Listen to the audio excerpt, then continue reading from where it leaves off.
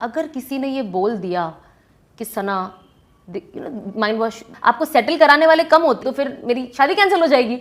मैंने कहा किसी नहीं बताना है, only my mom and dad knew. I tell him that मुझे इस पूरी दुनिया में, पूरी कायनात में आपसे बेहतर कोई मिल ही नहीं सकता। आप तो अपनी पूरी बारात लेके सूरत चली गई। सो जब हमारी शादी तय हुई थी, it was a top secret. You won't believe Rashmi, मेरे घर में except my mom and dad किसी ये भी नहीं पता था कि दूल्हा का नाम क्या है। एंड जब मैं मेहंदी लगा रही थी तो मेहंदी वाली बोली दूल्हे का नाम क्या है, मैंने कहा छोड़ दो नेक्स्ट टाइम लिखेंगे।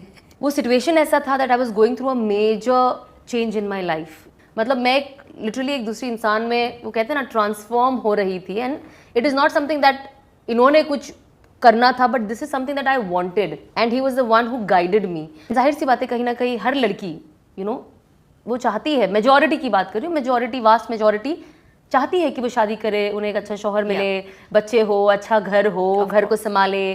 तो मेरे अंदर भी एक था that I want to get married and have kids.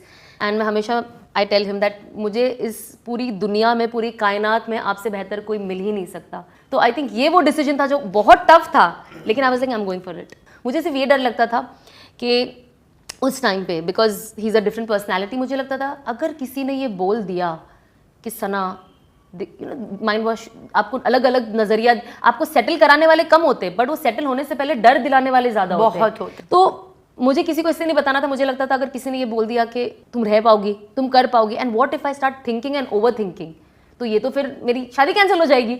मैंने कहा किसी नहीं बताना है, only my mom and dad new.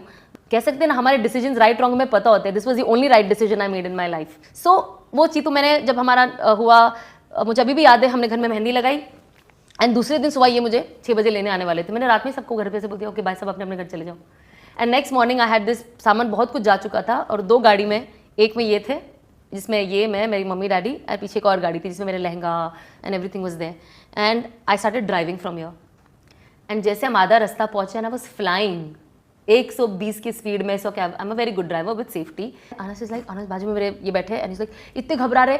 मेरी मेहंदी यहाँ से यहाँ तक लगी हुई, obviously I was all covered and scarf of था, बट मेहंदी दुल्हन की आपको पता चल जाती है कि दुल्हन है ये। लाइक सब देख रहे, सोचे दुल्हन ऐसी कैसे चला रही है, ये क्या भाग रही है, नहीं आओ अपनी शादी होनी बाकी है कल, तुम सीधा के बैठो, मैं चलाऊंगा, बहुत चला ली, थोड़ा लेट पहुंचेंगे चलेगा। And then we reached to his place, जहाँ पे मेरी इन लॉज ने बहुत अच्छा इंतजाम सब करके रखा था फॉर।